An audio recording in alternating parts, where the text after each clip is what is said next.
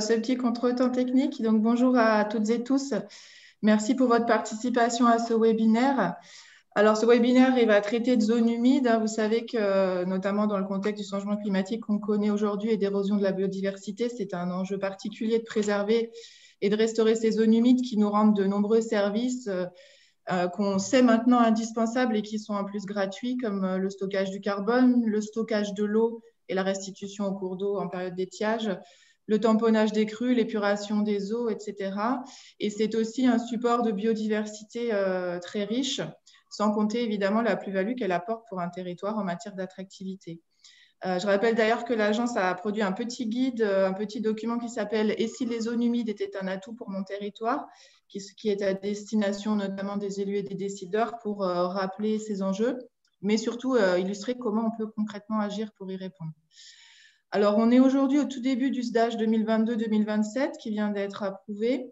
Et ce SDAGE, il a réaffirmé l'importance de la prise en compte de ces zones humides dans les politiques d'aménagement et donc en amont dans la planification. L'Agence de l'eau, à travers son programme actuel, le 11e, elle centre son intervention sur la restauration et la préservation des zones humides, notamment au travers donc, de la mise en place de plans de gestion stratégiques qui, et on s'en félicite, se déploient aujourd'hui sur de nombreux territoires.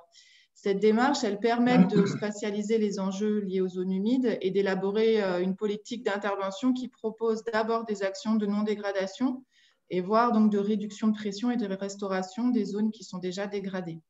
Alors aujourd'hui, on va vous parler d'un nouvel outil qui est donc l'espace humide de référence. Je dis bien un outil, donc ça fait partie des sujets certainement qui seront abordés aujourd'hui. Ce n'est pas une couche réglementaire, hein, ce n'est pas une réglementation nouvelle, c'est un outil pour alimenter la démarche de plan de gestion stratégique des zones humides qui permet donc aux acteurs de l'aménagement et aux acteurs gémapiens de sortir de l'aspect strictement zonage comme on le connaît aujourd'hui. Cet aspect zonage qui est basé sur les inventaires, il est bien sûr indispensable et ces inventaires, on veut continuer à les développer. Il ne s'agit pas de s'y substituer puisque notamment on en a besoin pour la traduction des enjeux zones humides dans les documents d'urbanisme. Mais ces inventaires, ils sont par construction non continus, ils sont discontinus, ils sont basés sur les zones humides restantes, hein, les zones humides rélictuelles, et ils ne tiennent pas compte de l'aspect fonctionnel continu et plus large territorialement, au sein duquel s'expriment les enjeux d'inondation, de qualité de ressources, de biodiversité ou encore de cadre de vie. Donc, j'insiste, cet espace humide de référence, c'est bien un outil d'aide à la décision. On ne pense évidemment pas qu'on va retrouver ces espaces sur l'ensemble des territoires. C'est complètement utopique puisque l'homme s'est installé et l'homme doit continuer à trouver une capacité, bien entendu, à évoluer. Mais cet outil doit guider les décisions en matière d'aménagement et de planification pour restaurer ou préserver les zones humides sur des espaces qui sont fonctionnellement pertinents. Et donc, ils doivent permettre de définir des projets de territoire. Alors, moi, je le disais, pour moi, on peut relier le concept d'espace humide de référence à celui d'espace de bon fonctionnement qui serait idéal pour un cours d'eau. Pour un cours d'eau, on aurait un espace de bon fonctionnement idéal qui serait celui de son lit naturel quand l'homme ne l'avait pas du tout conquis.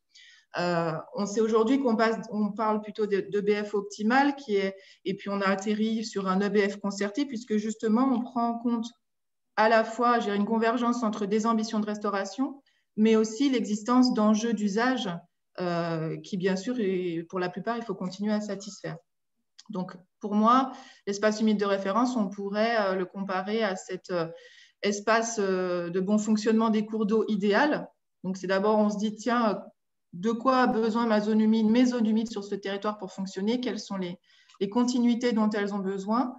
Et puis ensuite, il faudra mettre en place des démarches de concertation, bien entendu, avec l'ensemble des acteurs concernés pour définir quels sont du coup, les espaces à préserver ou à restaurer pour retrouver le maximum de fonctionnalité en tenant compte des usages du territoire. On aura d'ailleurs le cas de l'Or tout à l'heure qui illustrera ce qui peut concrètement être fait en la matière. Et puis, il se trouve aussi évidemment que l'espace humide de référence, il croise le BF optimal, hein, le long des vallées alluviales, bien entendu. Alors, on peut enfin citer aussi le 4e plan national pour les milieux humides qui vient d'être adopté avec un 3e axe qui concerne le développement et la mise à disposition de connaissances sur les milieux humides en renforçant les outils stratégiques pour leur identification et leur évaluation. Et donc, l'espace humide de référence peut s'inscrire dans cet objectif-là. Tous ces éléments vont vous être présentés en détail par les intervenants de ce jour. Je les remercie vivement pour leur participation. Et puis, je remercie particulièrement François Chambaud et Cécile Zis qui ont préparé ce webinaire. Je vous souhaite un bon webinaire de riches échanges et je passe la main à Cécile qui va animer la suite de la matinée. Merci à tous. Merci Annick et bonjour à tous. Donc, je suis Cécile Zis à la délégation de Marseille et l'Agence de l'eau. Donc, je suis chargée d'intervention sur les milieux aquatiques et une référence sur les sujets des zones humides. Donc, c'est avec plaisir qu'on organise ce webinaire de présentation technique de ce nouvel outil. Donc, nous sommes environ 60 participants, donc, avec une représentation, des représentants des structures de gestion des bassins versants, des collectivités territoriales, le SENPACA, les services de l'État, agence d'urbanisme et donc plusieurs personnes de l'agence de l'eau, le pôle relais, l'ARB, voilà, plusieurs intervenants que je remercie pour cette participation. Donc, nous aurons 3 présentations, voilà, avec les personnes que vous voyez apparaître. Donc, François Chambaud, qui est à l'Agence de l'eau, qui commencera l'intervention. Ensuite, une présentation à double voix d'Ève Le Pommelet du syndicat mixte du bassin de l'Or en Occitanie. Et puis, Julie Bayot du bureau d'études Ecovia qui les a accompagnés pour la réalisation d'un plan de gestion stratégique. Et ensuite, nous aurons Suzanne Cateau qui finit une thèse à la Tour du Valat, donc qui présentera aussi les utilisations qu'elle a pu en faire. Donc après chacun de ces 3 présentations, donc on vous proposera un temps d'échange. Donc ce sera essentiellement via le chat, vu le nombre de participants. Donc, n'hésitez pas, même en cours de présentation, à poser vos questions. On essaiera d'y répondre. Et puis, sinon, donc, le webinaire est enregistré. Donc, on pourra aussi répondre par la suite si on n'a pas le temps d'aborder toutes les questions. Donc, merci de vous identifier, nom et structure. Comme ça, on pourra mieux voir voilà, qui pose la question. Bien sélectionner aussi tout panéliste et participant dans votre réponse, si vous voulez que tout le monde le visualise. Si la question voilà, est un peu particulière, voilà, il y a possibilité de donner la parole, donc, mais on limitera peut-être le temps en fonction du temps qu'on aura global. Donc, on vous a proposé une fin à 11h30, sachant que voilà, selon si les échanges, si les questions fusent, on pourra éventuellement déborder un peu jusqu'à midi, pour ceux qui pourront. Voilà, donc je pense que j'ai fait le tour des consignes. Et donc, je laisse sans plus tarder, donc voilà, le webinaire sera enregistré, je vous l'ai dit tout à l'heure, et je laisse la parole à François Chambaud. Merci Cécile. Est-ce que vous voyez en partage d'écran le document? C'est bon? D'accord. Donc, en propos introductif, effectivement, un rappel du contexte de pourquoi cet espace humide de référence. C'est-à-dire que, comme l'a rappelé Annick, le SDAGE 2022-2027, dans sa disposition 6B01, qui est dévolue aux zones humides, préserver, restaurer, gérer les zones humides et mettre en œuvre des plans de gestion stratégique des zones humides dans les territoires pertinents, acte le fait, effectivement, d'avoir une vision de la gestion des zones humides qui soit une vision de territoire, qui soit plus simplement une vision site à site. Cela fait suite aussi à une doctrine de bassin de 2012 sur laquelle cette doctrine fait le constat que malgré la connaissance à travers les inventaires des zones humides, les zones humides continuent à disparaître. Et cette stratégie fait valoir finalement que les zones humides devraient être abordées à une échelle pertinente, avec une gouvernance clairement identifiée, qui peut être une clé, qui peut être un comité syndical, dans un cadre concerté de manière à avoir une vision technique, mais aussi une vision partagée des enjeux de territoire avec les acteurs du territoire, aborder ces zones humides sur les fonctions hydrologiques, biogéochimiques et biologiques, qui sont finalement représentatives du rôle que remplissent ces zones humides dans le territoire, essayer d'analyser les pressions dans ce territoire également. Alors, des pressions qui peuvent être d'urbanisation, artificialisation, agricole, mais toute pression qui est susceptible finalement d'avoir des répercussions sur le fonctionnement des zones humides et la remise en cause de leur fonctionnement durable. Donc l'idée, c'est bien d'avoir des secteurs, d'identifier des secteurs à enjeu avec une vision géographique qui permettrait également d'avoir des réflexions plus approfondies sur la mise en œuvre de mesures compensatoires quand cela est nécessaire. Il y a une note du secrétariat technique de septembre 2013 qui fixe finalement le cadre du plan de gestion stratégique et les attentes qu'on lui fixe. Et puis, effectivement, ce qu'on peut constater aussi, c'est que le bassin est couvert d'inventaires départementaux qui ont débuté fin des années 98-19 et puis qui aujourd'hui, en 2020, sont terminés.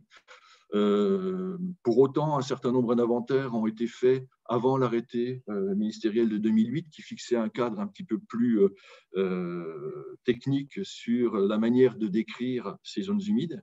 Et bien souvent, ces zones humides ont été fondées plutôt sur une valeur écologique, une valeur biologique, le patrimoine naturel qu'elles recensent plutôt que leur fonctionnement. Donc, fort de ce constat ou de ces constats, c'est ce qui a motivé la réflexion sur l'élaboration d'un espace humide de référence. Alors, qu'est-ce que c'est que cet espace humide de référence? C'est un nouveau référentiel du bassin qui pourrait être assez comparable à un référentiel du masse d'eau.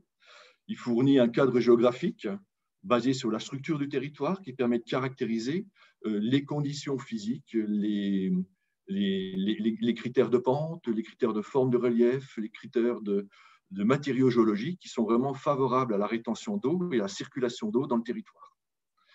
L'idée, c'est que cet outil et ce nouveau référentiel puissent aider à orienter les politiques de gestion des milieux aquatiques pour l'aménagement du territoire, qui concerne l'urbanisation, les infrastructures d'équipement, et pourquoi pas venir en appui des structures de la gestion des milieux aquatiques et de la prévention des inondations, mais pas que.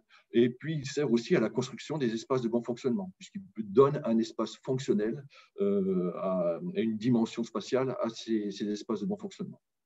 Il apporte de nouvelles connaissances concernant la continuité amont-aval, les solidarités et le fonctionnement. C'est une approche assez nouvelle. Finalement, ce fonctionnement est basé sur qu'est-ce qu'il est nécessaire dans le territoire pour que l'eau puisse circuler, se transférer, se stocker dans les sols. Il permet également une analyse conjoncturelle, c'est-à-dire que cet espace humide de référence est élaboré en ne prenant pas en compte l'occupation du sol, et c'est volontaire, mais une fois que cet espace-là est identifié, on peut regarder comment l'occupation du sol vient interagir au sein de cet espace, et on peut l'instrumenter à travers des indicateurs Roméo, par exemple, des indicateurs de pression qui ont des protocoles bien définis, qui permettent d'avoir une vision dans le temps et de pouvoir comparer à différentes dates l'évolution d'un indicateur. Et puis, il permet aussi de cibler l'action pour préserver et restaurer les fonctions des zones humides et les services qu'elles rendent à la société. Alors, quelle utilisation on envisage de l'EHR pour les plans de gestion stratégique?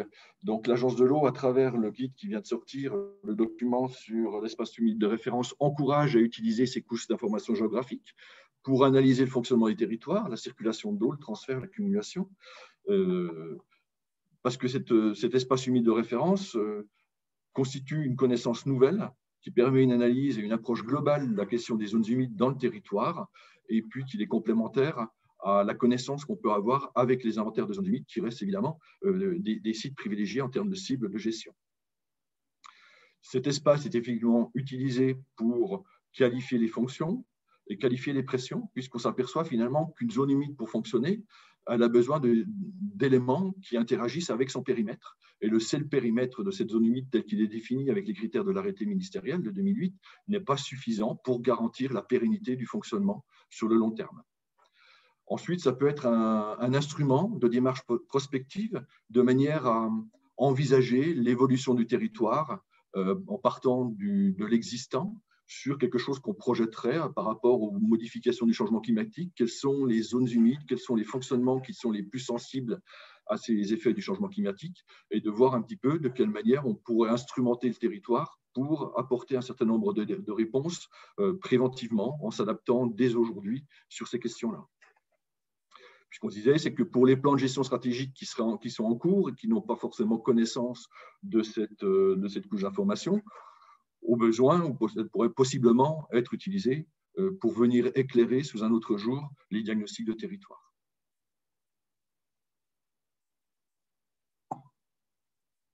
Pardon, j'ai un problème avec ma souris. Alors, quelle est la portée réglementaire de l'espace humide de référence? Cette couche d'information, c'est une couche d'information géographique qui est mise à disposition pour être utilisée sous un SIG. Elle peut contenir effectivement un certain nombre de sites qui ont des statuts réglementaires clairement identifiés, comme des inventaires de zones humides, des périmètres de réserve naturelle ou d'arrêtés de protection de biotopes. Pour autant, ces espaces-là ne confèrent pas à l'HER de portée juridique spécifique et propre. Donc, le HR n'a pas de statut réglementaire en tant que tel. C'est vraiment une couche d'information qui apporte une connaissance nouvelle dans le territoire. Des applications de l'HR, effectivement, cet outil de connaissance peut aider à la définition des espaces de bon fonctionnement, mais il peut aussi accompagner les politiques des élus pour mobiliser en particulier des stratégies de territoire en toute connaissance de l'ensemble spatial des milieux humides dans le territoire et en fonction de son niveau d'anthropisation. Permet aussi d'améliorer la prise en compte des zones humides dans des documents de planification, que ce soit les SAGE, que ce soit les PLUI, les SCOT ou les STRADET. De permettre aussi de définir l'emprise de stratégies foncières. Il est plus facile d'être en veille foncière sur un espace qui est important plutôt que d'attendre la mutation de propriété au sein de périmètres des zones humides qui sont souvent en multipropriété et de petite dimension. Donc là, il peut y avoir des stratégies adaptées aussi pour des stratégies foncières. Et puis effectivement, c'est des éléments qui permettent aussi de positionner les zones humides comme étant des écosystèmes qui constituent des solutions fondées sur la nature, de manière à s'adapter au changement climatique pour permettre la séquestration de carbone, la production de biodiversité ou la prévention des inondations.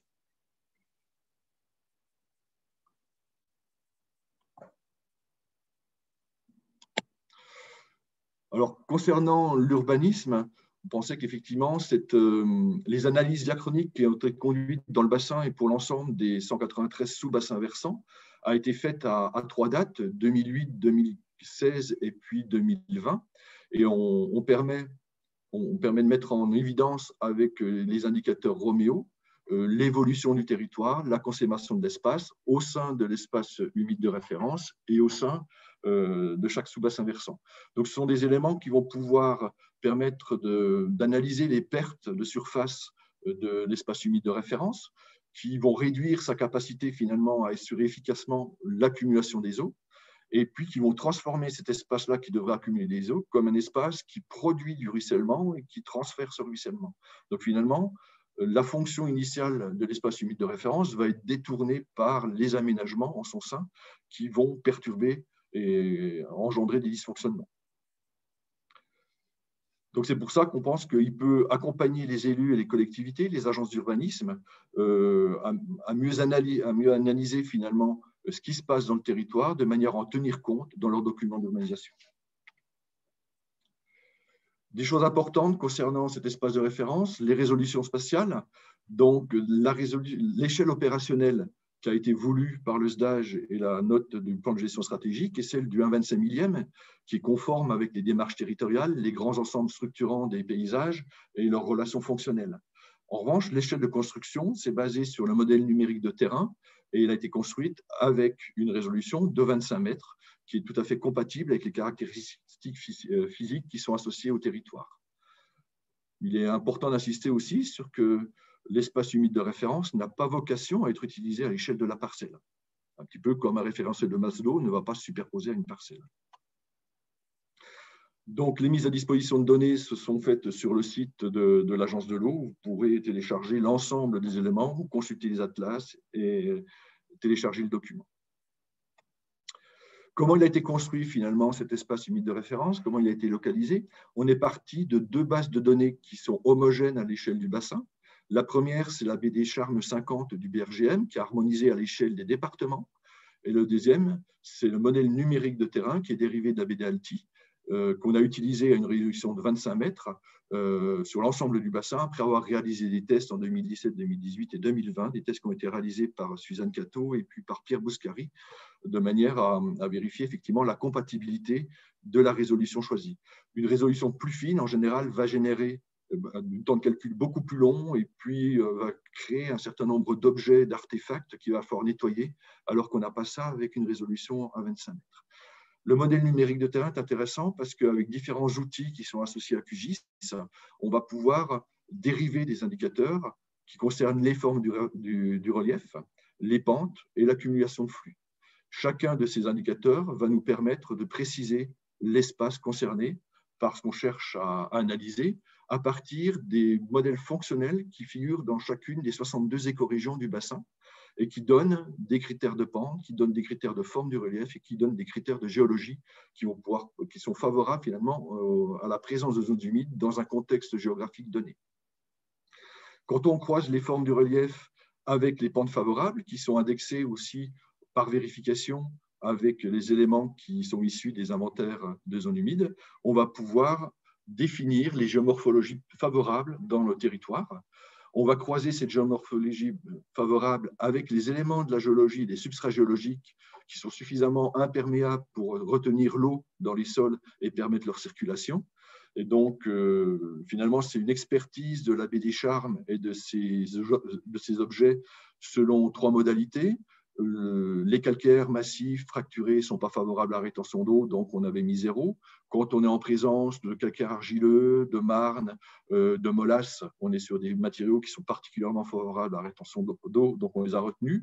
Et puis, on a eu quelques cas de situations dans lesquelles, d'après les intitulés de la baie des Charmes, on n'était pas en capacité de pouvoir définir a priori si c'était favorable ou pas. Et ça, on a fait un système de vérification soit avec les inventaires, soit avec des prospections de terrain qui permettaient de valider la couche géologique comme étant favorable à la rétention d'eau ou défavorable. L'ensemble de ces espaces-là, avec la géomorphologie, vont être croisés et ça nous donne l'espace humide de référence. Et pour affiner cet espace humide de référence, notamment dans les têtes de bassin versant qui pourraient être mal prises en compte par nos différents outils, il y a un indicateur d'accumulation de flux qui va permettre de mettre en évidence les fonds de Talweg. Voilà ce que donne finalement cet espace, 40% de la surface du bassin. Ce qui est important et intéressant, c'est qu'il y a une dimension structurelle qui est complètement cohérente avec la faille ouest qu'on retrouve sur l'ouest de l'Europe et qui relie la mer du Nord par le bassin rhénan et puis la Méditerranée par le bassin d'effondrement à la fois de Bressan et rhodanien.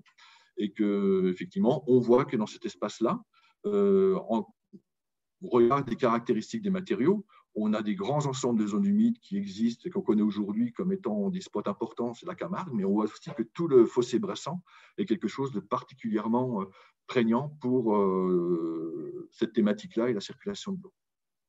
Donc, ça nous permet effectivement, à partir de cette situation, d'avoir un état factuel en l'absence de toute pression d'origine humaine. Et puis, ça nous permet aussi d'envisager, de penser le territoire dans un autre contexte, en considérant les inventaires et la continuité, de manière à pouvoir avoir une meilleure vision de la circulation de l'eau et du fonctionnement des zones humides. Des éléments qui ont été travaillés dans le cadre de la thèse, au début de thèse de Suzanne Catos, c'est de voir de quelle manière on pouvait représenter au sein de l'espace de référence les pressions, les fonctions hydrologiques, fonctions biogéochimiques et fonctions biologiques. Et un certain nombre de modèles ont été mis en place avec des choix de critères. Ce qui est intéressant ici, sans rentrer dans le détail, c'est de montrer que finalement, pour une sous-fonction donnée, qui pourrait être par exemple la sous-fonction de désynchronisation des crues dans le même territoire et la sous-fonction de recharge des nappes, chaque espace du territoire ne contribue pas tout à fait de la même manière. Et donc, c'est intéressant d'avoir ce regard-là parce que ça veut dire que ça peut orienter aussi à la fois le diagnostic et un certain nombre d'actions. Concernant les pressions, effectivement, je l'ai dit, on a utilisé des outils qui existent pour le bassin, les indicateurs Roméo. On a la chance d'avoir 2 indicateurs de pression avec des protocoles bien définis qui peuvent être répétés dans l'espace et dans le temps.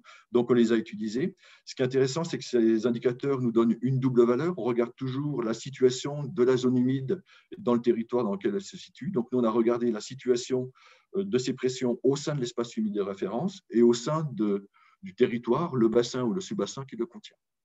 Ce qu'on voit effectivement, c'est que ça nous permet sur 3 ans d'avoir une évolution de la pression d'urbanisation, une évolution de la pression agricole intensive dans le bassin et dans le sous-bassin. Et éventuellement, en utilisant ces informations-là à l'échelle de l'atlas des 193 sous-bassins versants ou dans le cadre du tableau de bord du SDAGE, de pouvoir mettre en lumière certains sous-bassins sur lesquels il y a des questions qui peuvent se poser, sur lesquels effectivement des plans de gestion stratégique pourraient venir poser des diagnostics plus fins pour apporter un certain nombre de réponses sur ces pressions. Et là, effectivement, quand on regarde l'espace humide de référence et les pressions, les fonctions, c'est une manière de mieux connaître, voire d'alerter. Si on regarde au sein d'un sous-bassin versant, plus spécifiquement, on a travaillé par exemple sur le bassin versant de la Brague. Ce qui est intéressant, c'est qu'on voit l'espace humide de référence au niveau littoral qui est bien développé et puis ensuite qui se fait essentiellement en bordure des cours d'eau la plupart du temps.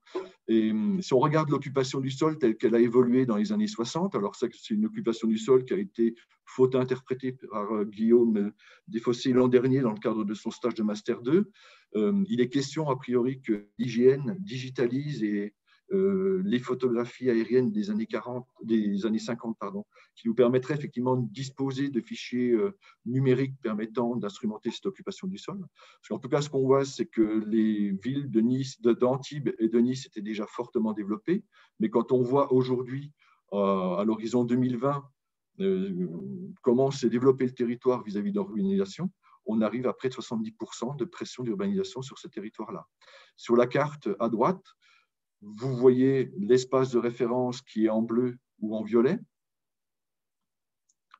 Quand il est en violet, ça veut dire que cet espace de référence est urbanisé, c'est-à-dire qu'il a disparu factuellement. Mais on est en capacité de mesurer finalement l'espace ou sa proportion qui a disparu sur l'urbanisation. Donc, ça peut apporter aussi des éléments, sachant que sur des territoires comme la Brague, ils sont devenus particulièrement fragiles à la production de ruissellement intense, aux précipitations, sur lesquelles en 1995, il y a eu de grosses crues catastrophiques avec des pertes humaines. Et là, peut-être, effectivement, ça peut donner du sens sur des espaces qu'il faudrait, a priori, préserver de l'urbanisation, c'est-à-dire ce qui reste, et peut-être dans certains secteurs, réfléchir si on n'est pas dans une phase de reconquête qui pourrait permettre une meilleure accumulation de l'eau dans le réseau plutôt que de la destruction de biens et de personnes. Je vais en avoir terminé. Donc simplement cette diapositive pour mettre qu'on a une collection de documents maintenant qui est cohérente. Entre 2012, la sortie du guide, la remise du guide à l'Agence de l'eau sur la reconnaissance des zones humides dans le bassin Rhône-Méditerranée. On a eu en 2013 la note technique sur les plans de gestion stratégique. En 2014, la mise en ligne de la boîte à outils Roméo qui avait été portée par la Fédération des conservatoires dans le bassin. Ensuite, en 2018, un document sur délimiter l'espace de bon fonctionnement des zones humides qui répondait finalement à la disposition du SDAGE, la 6A01, qui disait qu'il fallait se délimiter l'espace de bon fonctionnement des milieux aquatiques et des zones humides. Ensuite, on a engagé en 2019 des réflexions et des synthèses bibliographiques qui sont sorties en 2021. C'est un document qui fait l'état sur des connaissances sur les fonctions des zones humides. Ça nous a servi ensuite à éditer un petit argumentaire à destination des territoires des élus qui a été porté par le comité de bassin Rhône-Med. Et puis finalement, en 2022, le document technique qui explique comment l'espace humide de référence a été construit, donc ce qui permet de boucler la boucle avec les modèles des écorégions émis en 2012, qui permettent aujourd'hui d'avoir une représentation géographique de leur constitution. J'en ai terminé, je vous remercie. Merci François pour cet exposé. Du coup, on peut se laisser une dizaine de minutes d'échange. Donc, pour l'instant, il n'y a pas eu de questions sur le chat, mais n'hésitez pas à poser vos questions. Si elles sont compliquées par écrit, on peut éventuellement vous donner la parole, il suffit de lever la main. Sachant que le temps du coup est limité. Donc, merci de vos questions concises. Et les présentations, donc comme je l'ai mis sur la discussion, là, vous seront adressées pour ceux qui ont les mails par la suite. S'il n'y a pas de questions, on peut peut-être passer à la présentation d'Ève et Julie. Et puis on reviendra éventuellement au besoin s'il y a des choses qui se passent. Je départage mon écran. Voilà.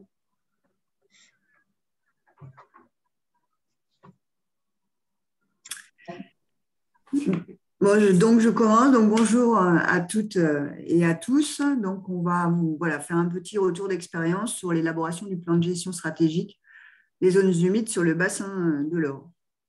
Donc c'est Julie qui me passe les diapos, donc je vais dire à chaque fois suivante. Suivante, Julie. Donc rapidement, moi je vous replacerai un petit peu le contexte de la démarche. Julie vous présentera des éléments méthodologiques concernant la délimitation de l'espace de référence, le zonage zone humide, la qualification des fonctions des pressions. Et on reviendra ensuite sur le processus de concertation qui a été assez important et qui nous a amené à faire quelques ajustements sur les résultats, on va dire, propres à la méthodologie. Et ensuite, vous présenter rapidement la stratégie d'intervention qui en fait, s'est dessinée suite à tout ce travail. Et puis, 1 ou 2 éléments sur la mise en œuvre de ce plan de gestion qui a débuté, on va dire, là, en avril. Suivante. Donc, voilà, rapidement, donc, le bassin de l'Or, c'est un bassin côtier qui est situé à l'extrême est du département de l'Hérault. Suivante. C'est un territoire qui fait 410 km², il y a 39 communes, 140 000 habitants environ, le double en été, puisqu'on a toute la partie littorale qui est fortement touristique, avec une occupation du sol qui est dominée essentiellement par l'agriculture. On a 5 principaux cours d'eau qui se jettent tous dans l'étang de l'Or, qui est une lagune de à peu près 33 000 hectares et qui est reliée à la mer par une seule connexion au niveau d'un gros, au niveau de Carnon, qui est un petit peu plus à l'ouest de la Grande Motte, avec environ 2000 hectares de zones humides périphériques. Donc, c'est un territoire qui est très attractif, avec une croissance démographique élevée, du tourisme, et puis aussi des grands projets, puisqu'on est des grands projets d'aménagement et d'infrastructure, puisqu'on est situé un peu entre Montpellier et Nîmes, donc on est vraiment le territoire un petit peu au centre de ces axes-là, avec des enjeux très forts en termes de préservation de la ressource en eau, que ce soit en termes de qualité ou quantitatif, des enjeux aussi liés aux risques, notamment inondations et submersion marine, et puis évidemment des enjeux liés à la restauration des milieux aquatiques, en particulier des cours d'eau qui ont été très modifiés, des zones humides et sur certains secteurs, des forts enjeux en termes de conservation de la biodiversité. Suivante. Donc, le SIMBO, c'est quoi? En fait, c'est un établissement public territorial de bassin qui est constitué de 5 membres du conseil départemental de l'Hérault et des EPCI qui sont territorialement concernés sur le bassin de l'Or, au nombre de 4. Montpellier, Méditerranée Métropole, Pays de l'Or Agglomération, la communauté de communes de Grand Pic Saint-Loup et à l'est, la communauté de communes du Pays Lunaire. Et on a en charge, en fait, tout ce qui est animation, coordination des politiques publiques en matière de préservation des milieux aquatiques, de la ressource en eau, des risques, comme je le disais tout à l'heure, et de conservation de biodiversité.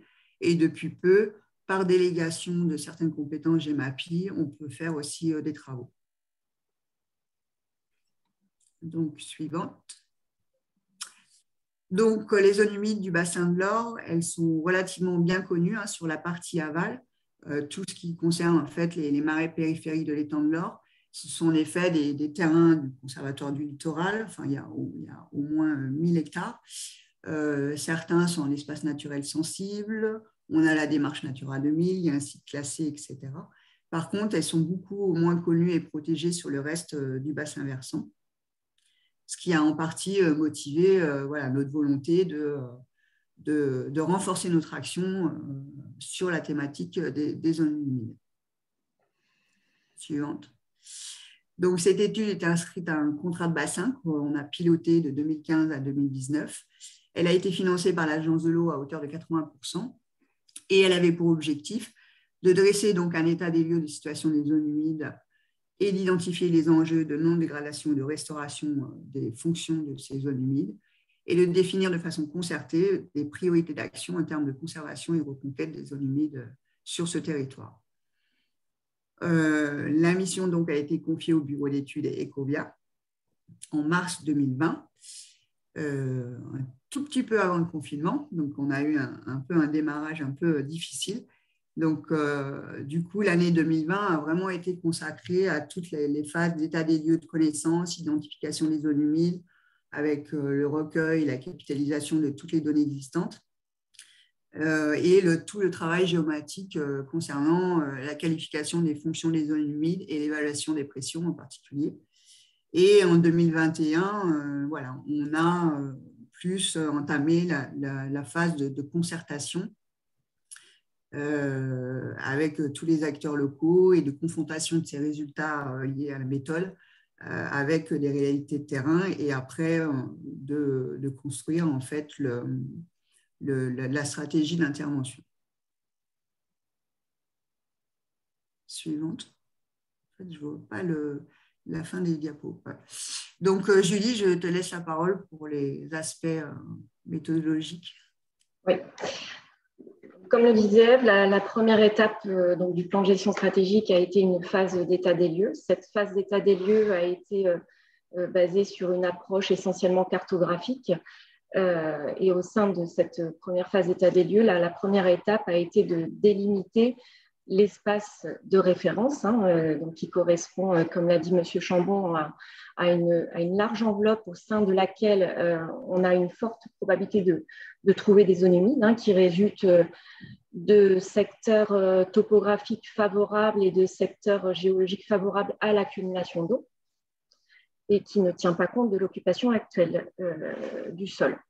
Donc, cette première enveloppe nous a servi de support un peu d'information pour comprendre un petit peu comment le fonctionnement hydrologique sur l'ensemble du bassin versant. Nous a permis de comprendre effectivement que le bassin avait subi toute une dynamique d'artificialisation, et ce qui a permis d'expliquer un petit peu pourquoi on retrouvait des zones humides relictuelles un peu déconnectées aujourd'hui. Et enfin, cet espace de référence nous a permis aussi d'identifier un petit peu quelles pouvaient être des potentialités de restauration, donc à une plus large échelle, et puis de constituer aussi un espace de vigilance par rapport aux futurs projets d'aménagement. Dans un second temps, il a été nécessaire d'établir un zonage un peu plus opérationnel, donc un zonage zone humide, donc, avéré et potentiel, puisque ce zonage n'existait pas sur le bassin versant de l'Or. Donc, on a réalisé donc, cette cartographie à partir des données existantes, ce qui nous a permis de cibler un petit peu plus précisément les enjeux en termes de préservation et de restauration de zones humides, et d'identifier aussi les actions de réduction de pression. Au sein de ce zonage zone humide, on a pu identifier des secteurs de ZH fonctionnels, qui avaient le même fonctionnement, qui subissaient à peu près les mêmes pressions. Donc, on a défini nos secteurs, et c'est sur ces secteurs qu'a été basée la priorisation. Donc, la priorisation ne s'est pas faite à l'échelle de la zone humide, mais à l'échelle vraiment de secteurs fonctionnels de zone humide. Donc là, je vais revenir sur la méthodologie de délimitation d'espaces humides de référence, donc qui s'est basée en premier lieu sur la méthodologie de l'Agence de l'eau et des travaux de Suzanne Cato. Donc, dans un premier temps, on a identifié, modélisé les reliefs favorables à l'accumulation d'eau à partir d'un MNT donc précis aux 25 mètres. Donc, on a identifié les secteurs plats, les dépressions, les talwegs, pour, in fine, avoir une cartographie des secteurs topographiques favorables. Ce qui nous a amené à cette cartographie ici. Donc, les premières limites qu'on a pu identifier, c'est déjà que tout ce qui était petit vallon en amont du bassin versant n'était pas suffisamment représenté, et à l'inverse, toute la zone de plaine était très, très majoritairement identifiée comme favorable à la présence de zones humides, ce qui n'est pas forcément le cas dans les faits. Dans un second temps, on a sélectionné les formations géologiques favorables à la rétention d'eau, ce qui nous a amené à cette cartographie-là sur le BV. Donc, il ressort bien toute la plaine alluviale du Vieil Dourle, ainsi que les principaux axes d'écoulement. Et à l'amont du bassin versant, les formations favorables étaient un petit peu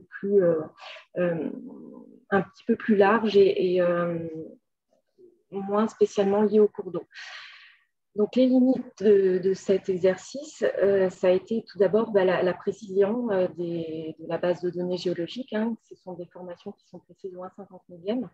Et puis, ça ne tient pas compte des formations localisées et superficielles, ce qui est le cas sur l'amont du bassin versant.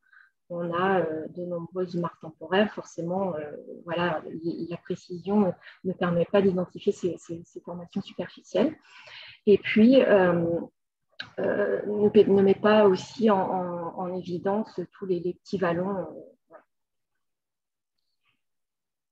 Donc, on a, à l'issue de ces 2 étapes, on a modélisé l'espace de référence qui combine à la fois donc, les formations et les secteurs topographiques favorables. On est arrivé à un espace de référence V1 que vous voyez ici, donc qui ne convenait pas un petit peu aux spécificités du territoire, hein, notamment pour l'amont du bassin versant.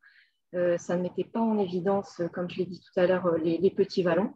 Donc, on a retravaillé la méthodologie pour, in fine, faire ressortir tous les petits chevelus voilà, en amont, donc qui correspondaient voilà, aux spécificités locales. Donc, on a eu voilà, des ajustements et pour voilà, aboutir à cet espace de référence que vous voyez ici. Donc, sur la partie amont, on n'a pas du tout tenu compte des aspects géologiques. Ce n'était pas pertinent sur le bassin versant. En revanche, sur la plaine et sur le littoral, on a appliqué la méthode donc, secteur topographique et géologique favorable.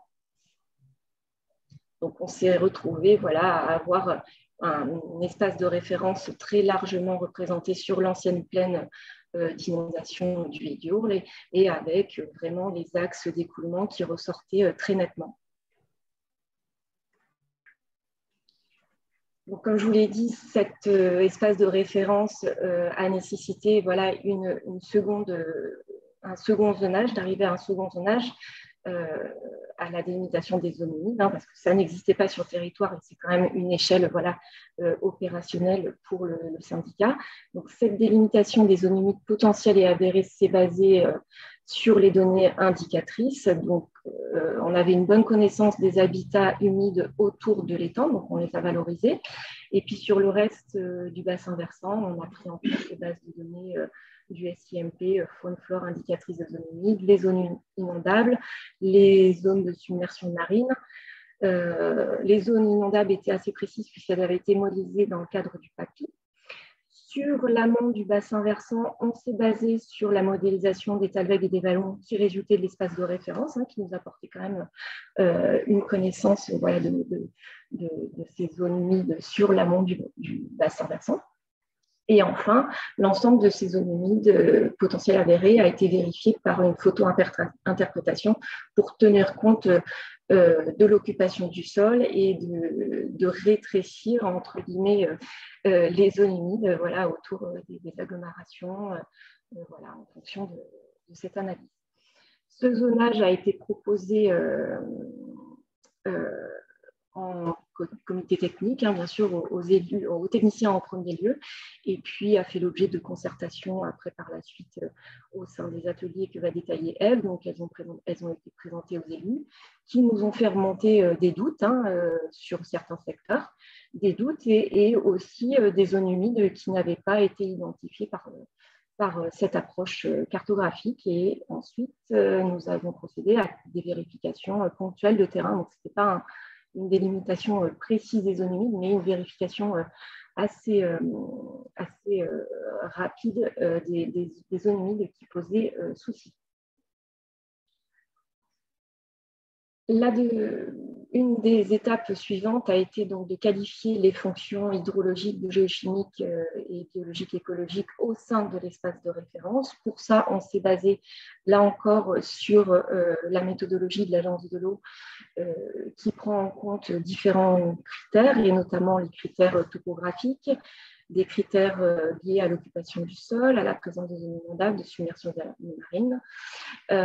Tout un nombre de critères ont été pris en compte pour établir dans un premier temps des sous-fonctions hydrologiques et ensuite des fonctions, pour aboutir in fine à une carte de fonctionnalité globale pour lequel on a mis des niveaux de qualification faibles, moyen, bon, en fonction du nombre de sous-fonctions remplies.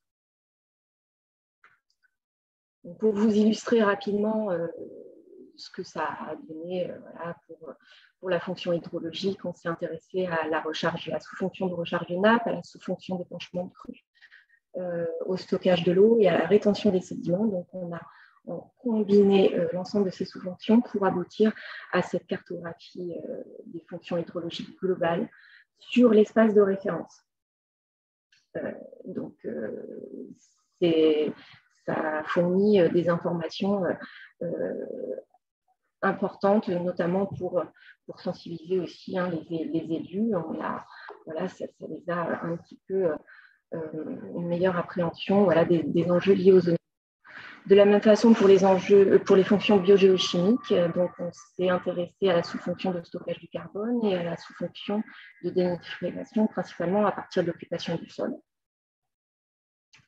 Et pour la fonction biologique écologique, alors on a fait des petites adaptations par rapport à la méthodologie de l'Agence de l'eau, qui au départ ne prenait en compte que les périmètres à statut et l'occupation du sol. Hein. On n'avait qu'une fonction écologique. Donc nous, à l'issue des échanges auprès du COTEC, on a différencié la sous-fonction de biodiversité patrimoniale et la sous-fonction de biodiversité ordinaire. Ce qui nous a permis, dans le cadre de l'étang de l'Or, de valoriser tout le travail qui avait été fait sur l'ensemble du bassin versant, sur des prairies alluviales, et d'aboutir à un résultat plus pertinent, sachant que sur cette fonction biologique écologique, on a bien mis en évidence qu'il y avait forcément des biais liés à des secteurs moins bien connus, hein, des naturalistes. Donc, voilà, il y a un certain nombre de secteurs voilà, sur lesquels nous n'avons pas pu mettre de qualification sur cette fonction. On a ensuite évalué les pressions à l'échelle de l'espace de référence, principalement liées à l'artificialisation et à l'agriculture. Donc, quand on a fait ce travail, il a été présenté en comité technique. Ça a été assez mal reçu puisque ça faisait beaucoup de rouge. Hein. Donc, les pressions à l'échelle de l'espace de référence, ça faisait un petit peu peur. Donc, on a fait le travail pourtant de faire un gradient de pression et d'identifier les pressions agriculture comme potentielles, hein, puisqu'on n'avait aucune information par rapport au type de pratique, si on était sur des pratiques biologiques. Et donc, on a préféré utiliser le terme de pression potentielle agricole. Et puis ensuite, pour tout ce qui était pression liée à l'artificialisation, là, on a qualifié des niveaux forts et des niveaux très forts en prenant en compte tout ce qui était zonage PLU actuellement en vigueur. Donc, comme je vous disais, cette première qualification des pressions, donc, elle a suscité quand même des interrogations, beaucoup d'échanges, et ce qui a nécessité d'être retravaillé ensuite en concertation, voilà, où on a pu affiner un petit peu plus l'ensemble des pressions, notamment sur le bassin versant de l'Or. On avait la problématique liée à la surfréquentation, à la cabanisation sur le pourtour de l'étang, et aussi tout ce qui est mauvaise connexion des zones humides avec le cours d'eau. Donc, tout ça, ça a été retravaillé par la suite en atelier. Ève, je te laisse la main. Donc, voilà, je reprends la main justement pour tout ce processus de concertation et les apports qui en ont découlé. Donc, bon, classiquement, hein, l'étude était donc suivie par un comité technique constitué des principaux partenaires techniques du SIMBO, et puis avec une instance de concertation et de validation qui impliquait les élus, donc un COPIL suivante. Et au-delà de ces réunions, il y a eu d'autres réunions. Alors, d'une part, pour justement confronter les résultats de l'étude avec la méthodologie qui vous a été présentée, avec les réalités de terrain, les connaissances locales, et puis après, d'autre part, pour construire le programme d'action. Donc, en fait, on a choisi de travailler principalement avec donc, les EPCI, hein, qui sont les GEMAPiens et donc les futurs maîtres d'ouvrage a priori d'opération sur les zones humides, en impliquant en premier les techniciens et puis ensuite en faisant des ateliers mixtes en général, donc techniciens et élus. Et pour le programme d'action, on a eu beaucoup d'entrevues bilatérales, SIMBO et PCI, et puis principaux partenaires comme le Conservatoire du littoral, etc. Et on a aussi organisé des réunions thématiques sur, par exemple, l'intégration des enjeux zones humides dans les documents d'urbanisme, action et quel type de financement derrière, et puis aussi sur les outils de maîtrise foncière. Alors, suivante, s'il te plaît. Donc, voilà, concernant dans le processus de concertation, comme dit Julie, il y a quelques éléments qui ont posé question. C'est vrai que nous, on est... Bon, je ne sais pas si on peut dire qu'on a essuyé les plâtres, mais bon, c'était quand même une méthodologie nouvelle. On a tout présenté comme ça, hein, en bloc, aux élus, en essayant de leur expliquer. C'est vrai que l'espace de référence a soulevé quelques un petit peu incompréhensions, puisque dans son sein, il y avait des secteurs particulièrement urbanisés ou occupés par l'agriculture intensive. Donc là, je voulais vous illustrer, par exemple, ce qui se passe sur la plaine qu'on a la plaine de Marcilla, qui est en fait l'ancienne plaine alluviale du Vidourle, hein, qu'on voit à la limite du BV sur la droite. Voilà. Suivante, s'il te plaît. Donc, en fait, dans cet espace, il y a une ville entière, hein, qui est la ville de Marcilla, qui a été construite à proximité du Vidourle. C'est aussi une plaine agricole qui est assez riche est très cultivée, et ça depuis en fait des centaines d'années. Hein. Les acteurs locaux ont toujours connu en fait de l'agriculture sur ce secteur, en disant qu'il y avait des terres hautes. Donc, c'est qu'on a essayé d'illustrer un petit peu avec cette carte d'état-major, où on voit bien qu'il y a une partie qui semble être en zone humide, marécageuse, et puis une partie où il y a des terres beaucoup plus hautes et qui étaient déjà exploitées. Donc, ces réalités de terrain nous ont conduit en fait à faire quelques ajustements, hein, sur certains secteurs. Et ici, en particulier, on a choisi de prioriser des secteurs qui étaient en dessous du niveau de la mer et d'adapter en fait le zonage zone humide qui en fait ressortait de façon beaucoup plus large sur cette plaine et qu'on a réduit en fait pour, on va dire, plus de crédibilité après, par la suite, pour la mise en œuvre du plan de gestion stratégique, de réduire vraiment au secteur où on a encore des zones humides relictuelles et puis des secteurs où, effectivement, qui sont en dessous du niveau de la mer, où on sait qu'il y a une accumulation d'eau et que là, on pourrait, s'il n'y avait plus culture, revenir facilement vers les zones humides. Donc, voilà un peu le type d'ajustement qu'on a pu faire en concertation avec les acteurs locaux. Suivante.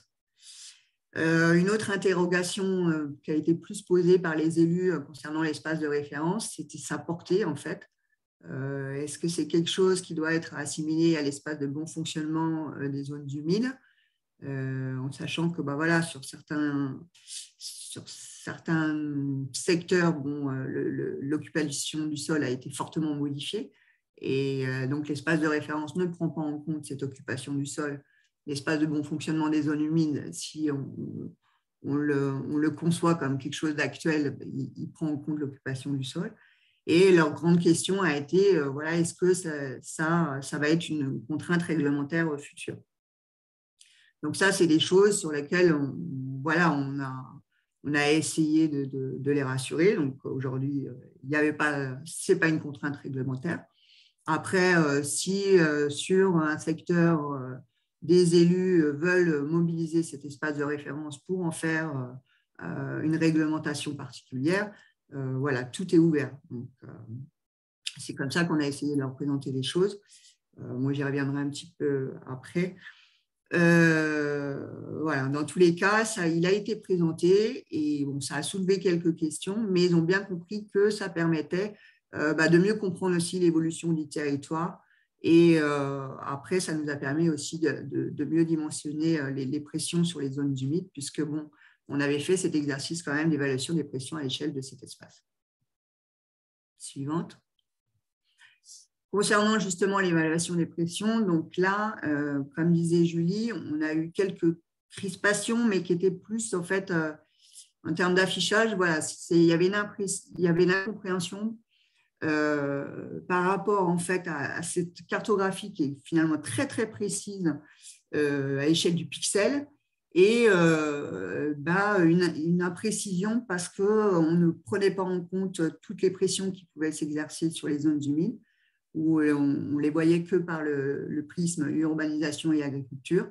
Or, sur le littoral, par exemple, on a de très fortes pressions en termes de fréquentation. On a aussi sur les secteurs des ASA de drainage qui, en fait, indirectement vont impacter des zones humides relictuelles. Donc, c'est pour ça qu'on a aussi beaucoup travaillé avec les acteurs locaux pour pouvoir repréciser un petit peu ces pressions à l'échelle des zones humides. Donc, suivante, s'il te plaît. Donc, voilà, au final, ce qui a émergé, hein, c'est une validation du zonage zone humide par le comité de pilotage avec la volonté que le plan de gestion stratégique aille alimenter les documents de planification territoriaux. Donc là, encore une fois, donc on a insisté sur le fait que bon, ce zonage-là n'était pas non plus réglementaire et qui serait ce qu'on en ferait. Hein, il peut le devenir sur certains secteurs. Ça, c'est un travail qu'il faudra faire dans le cadre de la mise en œuvre du plan de gestion stratégique. Dans le cadre de l'élaboration, on ne pouvait pas tout faire et tout décider. Ça sera fait dans le cadre de la mise en œuvre. Suivante. Et ensuite, voilà, les principaux résultats de l'étude. Donc, tout le travail que vous avez présenté, Julie, voilà, c'est quelque chose qu'on a compilé avec tous les apports de la concertation et qui nous ont conduit en fait à définir sur ce zonage de zone humide 53 secteurs à enjeu avec donc des priorités d'action. C'est-à-dire que tout le travail en fait, de caractérisation des fonctions, croisé avec les pressions, nous a permis de définir des enjeux de restauration ou des enjeux de réduction des pressions, y compris sur l'espace de référence. Et toutes ces données nous ont permis après de requalifier un petit peu les pressions et donc les priorités d'action au sein de ce zonage zone humide. Et donc, par exemple, un secteur qui a une priorité 1, c'est vraiment un secteur où les fonctions ne sont pas forcément remplies complètement, où il y a des très fortes pressions et où aucune mesure de gestion n'est mise en œuvre. Suivante. Donc là, je voulais illustrer deux secteurs différents. Donc, par exemple, on a Source de la Virdonne, qui est un petit cours d'eau, qui a un boisement humide avec des très, très forts enjeux avec des espèces protégées au niveau national, qui subit des fortes pressions, puisqu'en 2020, il y a une partie qui a été comblée par le propriétaire qui est privé, et donc où il n'y a aucune mesure de protection et de gestion. Et donc, vraiment, ce secteur sort en priorité d'action numéro 1. Voilà. Et par exemple, sur d'autres secteurs plus au bord de l'étang de l'Or, On a les marais de l'Ansargues, donc là, toujours très fort enjeu. De toute façon, on considère que toutes les zones humides sont à très fort enjeu. Par contre, là, il y a des faibles pressions. La plupart du foncier appartient au conservatoire du littoral. Il y a des mesures agro-environnementales qui sont mises en place avec une gestion active par un GEMAPien. Donc, voilà, c'est un secteur qui est sorti en priorité d'action 3. Ça ne veut pas dire qu'il ne faut rien faire dessus, mais en termes d'action, déjà, beaucoup est mis en œuvre. Suivante. Concernant la stratégie d'intervention, du coup, naturellement, des actions transversales ont émergé, et qui sont notamment portées par le SIMBO, animé la mise en œuvre du plan de gestion stratégique, mais il y avait aussi une volonté d'élaborer à l'échelle du bassin versant une stratégie d'intervention foncière qui cible les secteurs prioritaires.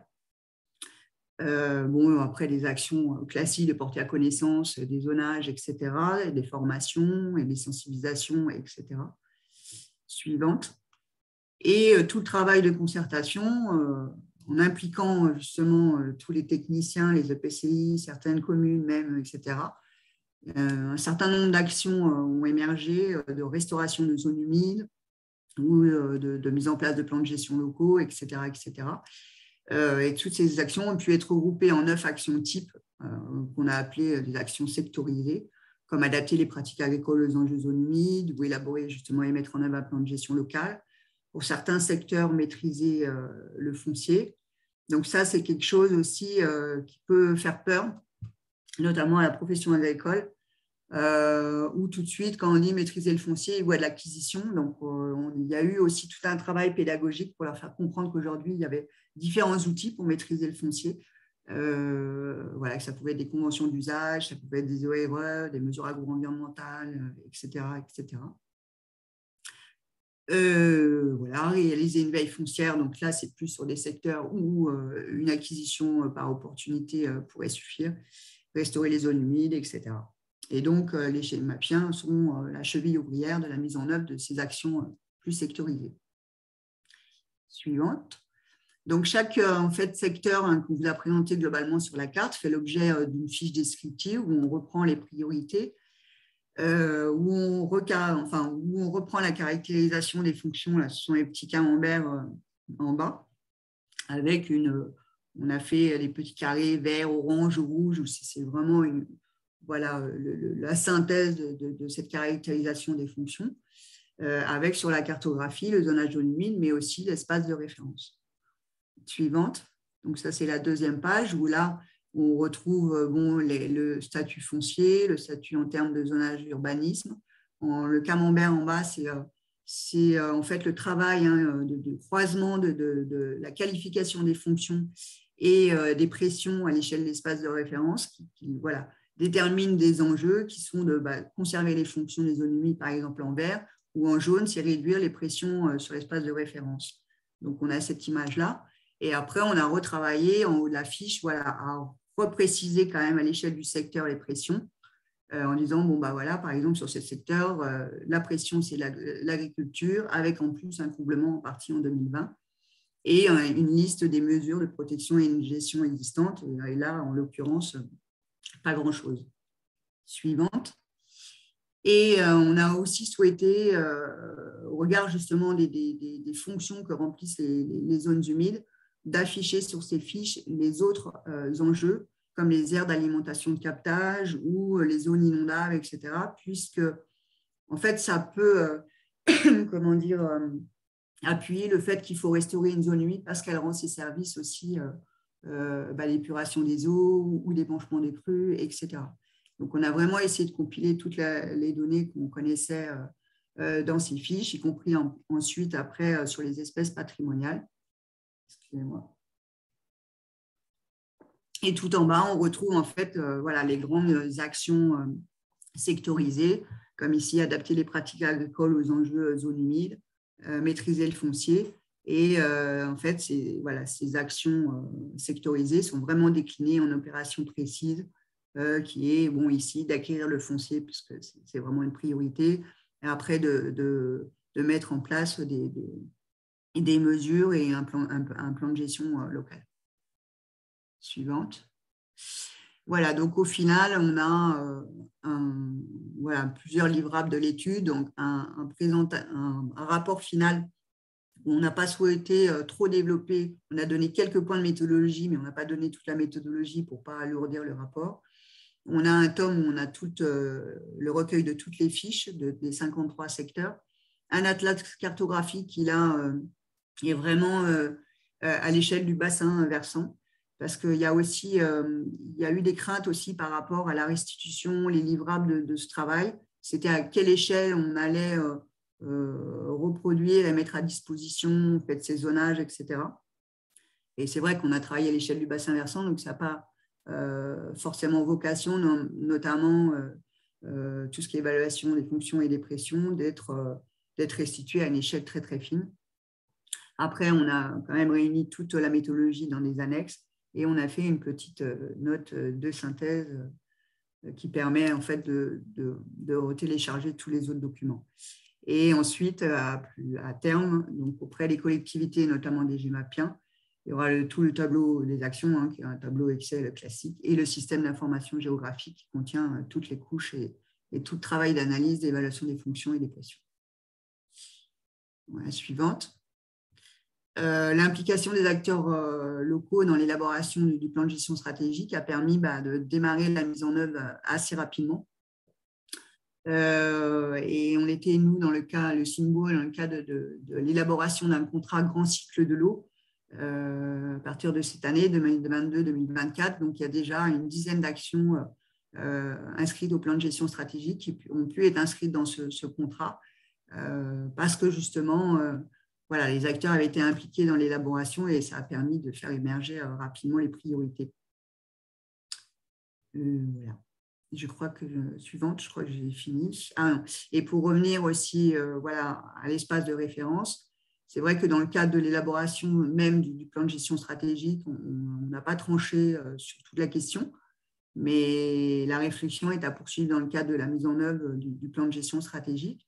C'est effectivement, est-ce que ça peut être un zonage justement pour l'élaboration de la stratégie d'intervention foncière qu'on veut mener? Bon, les premières limites que j'y vois, c'est que l'espace de référence, voilà, il occupe quand même 45% du territoire.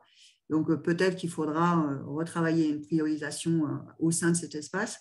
Par exemple, on ne va pas faire la veille foncière sur un secteur qui est complètement urbanisé, ça n'a pas d'intérêt. Zonage pour localiser les mesures compensatoires, oui, pourquoi pas, mais là, peut-être aussi encore affiner au sein de l'espace de référence, puisque on ne va pas aller pouvoir porter des mesures compensatoires sur des terrains où l'occupation du sol est fortement modifiée, voire urbanisée. Souvent, quand même, services de l'État demandent à ce qu'on puisse faire des mesures compensatoires sur des terrains où on est sûr de pouvoir retrouver le même type de zoning. Après, un zonage pour la mise en œuvre de certaines actions, donc notamment toutes les actions qui concourent à réduire les pressions. Donc là, c'est pareil, mais il nécessitera certainement un travail complémentaire de priorisation. Par exemple, ça peut être près des aires de captage prioritaires ou des choses comme ça. Donc ça, il faudra des choses sur lesquelles il faudra qu'on travaille encore. Et zonage de vigilance quant à l'évolution de l'occupation du sol. Bon, pourquoi pas, j'avais fait un petit exercice en 2021. Voilà, la surface du bâti dans l'espace de référence correspond à 1,37% du territoire. Donc, on est bien loin des chiffres quand même que M. Chamgon donnait pour le secteur de Cannes. Et par exemple, la proportion de surface à agriculture dans l'espace de référence est de 15% en 2020. Donc, pourquoi pas faire un suivi à long terme avec ces indicateurs. Voilà. Ben, merci de votre attention. Et si vous avez des questions. Merci beaucoup, Ève et Julie, pour cette intervention riche. Donc, il y a eu en effet pas mal de questions là, pendant l'intervention. Du coup, on peut se laisser quelques temps. Alors, déjà, je pense, j'ai un peu regardé au fur et à mesure. Il y a peut-être des questions vraiment dans la méthode du plan de gestion. Donc, j'ai vu notamment le passage, comment vous avez fait en fait le passage de l'approche bassin versant à la localisation des enjeux sur des secteurs plus précis. Donc, je pense que c'est la phase entre l'analyse des pressions-fonctions à l'échelle du bassin versant et puis l'identification des secteurs prioritaires, je suppose. Voilà, et que ça nécessite visiblement de la connaissance fine du territoire, en plus de l'identification cartographique. Enfin, c'est un petit peu, je pense, comment j'interprète la question. Donc, c'était du Sentaka de Lionel. Voilà, je ne sais pas si l'une de vous peut-être peut apporter quelques éléments. Après, voilà, bon, il y avait quand même des études ponctuelles qui avaient été faites sur le bassin versant, en particulier par une association, les écologistes de Leuzière, qui avait répondu à un appel à projet biodiversité de l'Agence de l'eau et avait fait un inventaire sur les prairies alluviales. Donc là, ça, c'est des données qu'on avait intégrées et qui, voilà, à une échelle fine, apportaient quand même des informations importantes. Et après, c'est en termes de concertation, on s'est déplacé sur tout le territoire pour aller voir tous les EPCI, parce que même bon, les techniciens, certains techniciens ont une bonne connaissance, notamment dans le cas de la GEMAPI, de leurs cours d'eau, des abords de cours d'eau, etc. Et même certains élus qui nous ont dit mais allez voir là, il y a toujours de l'eau, quoi. Et voilà, des choses qui nous ont permis. Mais après, on a quand même ajouté une action amélioration des connaissances, parce qu'on est certainement passé aussi à côté peut-être certainement de petites mares ou de choses comme ça. Ça vaudrait le coup. Voilà, et on a découvert des zones où le caractère zone humide mérite d'être confirmé, en fait. Est-ce que c'est voilà. Je ne sais pas si j'ai bien répondu à la question. Si Julie, tu peux apporter des éléments de complément. Oui, en tout cas, je pense que c'est ce lien entre cette connaissance cartographique et des couches et puis la connaissance terrain qui se complète et qui, voilà, et dans votre cas, il y a eu beaucoup d'ateliers qui ont permis cette confrontation et des visites terrain également, de ce que je comprends. Il y avait une question. Oui. Excuse-moi, Cécile, peut-être pour préciser aussi, parce que ça fait partie d'autres questions. Je pense qu'effectivement, vous l'avez vu, ce référentiel technique de l'espace humide de référence, donc il est fondé sur des éléments vraiment de caractéristiques physiques des territoires pour orienter les réflexions, mais effectivement, il n'intègre pas en lui-même les pressions qui s'exercent sur ces espaces, les effets du changement climatique sur l'évolution du cycle hydrologique et le rôle de ces zones humides à l'échelle des bassins versants, pour reprendre une autre question qui était dans le chat peut-être. Et donc, c'est bien une couche de connaissances supplémentaires pour sensibiliser sur les enjeux, pour permettre le croisement en fait entre ces secteurs qui sont finalement des secteurs propices à l'expression des fonctions de zone humide avec les autres données nécessaires. Et donc, ça suppose effectivement un travail plus fin à l'échelle des territoires et des bassins versants pour ensuite définir où et comment agir. Donc, c'est bien ce que voilà, les questions que vous mettez en avant pointent bien du doigt cette spécificité de cet espace humide de référence et de ce référentiel voilà, qui se veut un référentiel technique supplémentaire en appui aux réflexions locales, voilà, mais qui ne peut pas apporter effectivement des réponses seules et qui effectivement ne permet pas à lui seul de définir une priorisation dans l'action. C'est bien en croisant ensuite avec d'autres informations que cette priorisation peut être faite. Merci. Et il y avait une question sur l'accompagnement des mesures de protection réglementaire qu'avait posé François aussi, qui vous accompagne dans la suite, des mesures. Est-ce que vous le faites directement? Je suppose que c'était ça la question. Est-ce que vous êtes fait accompagner aussi pour la déclinaison derrière de certaines actions? Je n'ai pas compris la question, excusez-moi. Alors, vous accompagne de la mise en œuvre de protection réglementaire ou de protection de ces espaces-là que vous avez identifiés, puisque finalement, vous ne pouvez pas prendre la décision seule de dire je vais faire un arrêté de protection de biotope dans ce secteur-là. Il faut effectivement que les services de la préfecture ou les services de l'État soient associés à ces démarches-là. Oui, alors après, on n'a pas, pour l'instant, l'idée, c'était plus de déjà de passer par les documents d'urbanisme, que ce soit les SCOT ou les plus. Donc là, on a fait des premières réunions, hein, on a un petit peu partagé, mais c'est vrai que là, il faudra vraiment travailler avec les services urbanisme et puis le Symbo se fera certainement accompagner aussi par un prestataire qui connaît bien les questions, puisque ce qui avait été soulevé lors d'une réunion, c'était que bon, c'est bien beau de mettre des zonages dans les plus et les SCOT, mais derrière, il faut bien définir les prescriptions qu'on y met, quoi. Donc, voilà, et on est parti plus dans ce sens-là plutôt que de faire des protections très réglementaires du type arrêté de protection de biotope. Bon, il se trouve qu'on en a déjà un sur le territoire. Après, les gros ensembles de zones humides, on va dire fonctionnelles, en particulier au bord de l'étang de Nord, là, l'idée, c'est plus de maîtriser le foncier d'une manière ou d'une autre, et puis de faire des plans de gestion locaux.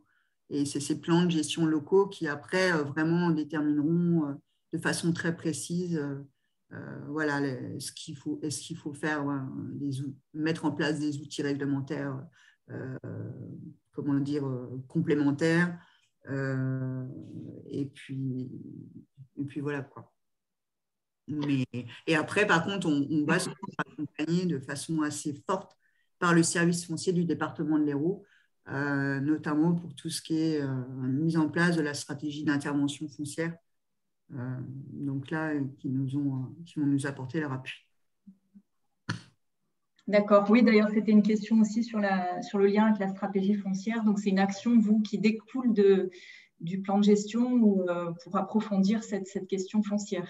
Ben, en fait, l'idée, c'était que comme on avait compilé quand même toute la donnée sur voilà, les aires de captage, sur les zones inondables, etc., et aujourd'hui avec les zones humides, et que c'était vraiment une opportunité à l'échelle du territoire de se dire, voilà, mettons-nous en place vraiment une stratégie d'intervention foncière pour dire, voilà, sur ces secteurs prioritaires, qui fait quoi, pourquoi, et voilà. Et donc ça sera à mettre en œuvre dans le cadre du plan de gestion stratégique et avec l'appui du département de l'Hérault. Ouais. Et puis, du littoral aussi, puisqu'il y a déjà des schémas d'intervention foncière. Et c'était une demande aussi du Conservatoire du littoral de mettre à jour aussi ces schémas d'intervention foncière, parce qu'il y a des choses qui évoluent avec les GEMAPiens, etc. Et de savoir voilà, qui va préempter, s'il faut préempter, est-ce que les communes vont déléguer. On passe à Suzanne. Et puis on reprend des questions à la fin éventuellement. Oui, on peut faire ça. C'était, ouais, du coup, juste peut-être par rapport à cette animation, juste sur l'animation globale de la mise en place du plan de gestion. Du coup, c'est vous qui allez le porter ou après, derrière, c'est des conventions avec les EPCI. Enfin, comment vous faites En fait, nous, on va porter l'animation globale hein, de la mise en œuvre du plan de gestion stratégique. On va porter notamment toutes les actions transversales. Bon, après, on pourra faire quelques prestations, notamment pour l'amélioration des connaissances, des choses comme ça. Mais c'est nous qui allons animer et coordonner en fait, la mise en œuvre du plan de gestion stratégique. Après, au niveau des actions très, très localisées, voilà, pour la plupart, les GEMAPiens concernés ont déjà été identifiés. Quoi. Donc, très bien, ben, merci. Donc, je crois que voilà, il y avait qu'on pourra voir à la suite une question budgétaire et puis ensuite des questions plutôt générales, soit sur l'espace de référence, soit des réflexions voilà, sur l'agriculture, etc. Donc, on pourra voir après la présentation de Suzanne.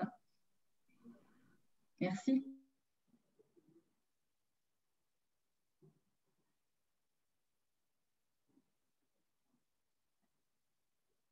On n'entend pas Suzanne. Oui.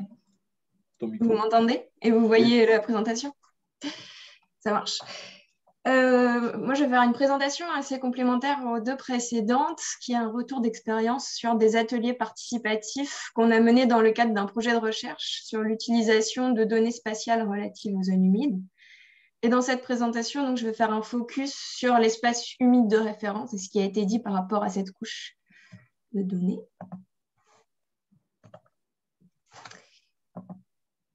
C'est bon, ça défile. Donc en introduction, en ce moment, je finis un doctorat en géographie qui a pour but de questionner la construction, l'utilisation et la réception des données spatiales qui sont relatives aux zones humides et à leur fonctionnement. Et c'est dans ce contexte qu'on a organisé une expérimentation qui sollicitait notamment des élus locaux concernant leur réception de différentes données relatives aux zones humides et notamment l'espace humide de référence.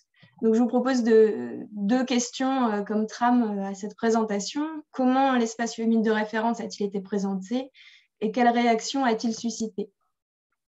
Pour revenir sur la méthode, on a organisé 3 ateliers participatifs entre 2020 et 2021 avec des acteurs de la gestion de l'eau, donc des personnes du siège de l'agence de l'eau, de la délégation et des structures locales de bassins versants et des acteurs de l'urbanisme et de l'aménagement avec une personne de la DDT en charge de la planification et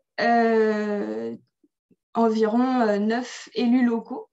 Donc, on était une dizaine de participants, ce qui a permis une répartition de la parole assez équitable durant chacun des ateliers.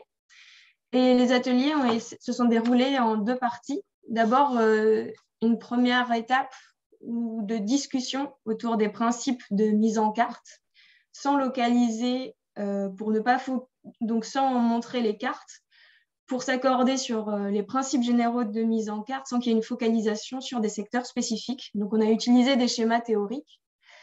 Et ensuite, on a montré les propositions SIG et écouté les réactions face à ça pour essayer de chercher de nouvelles propositions SIG pour l'atelier suivant.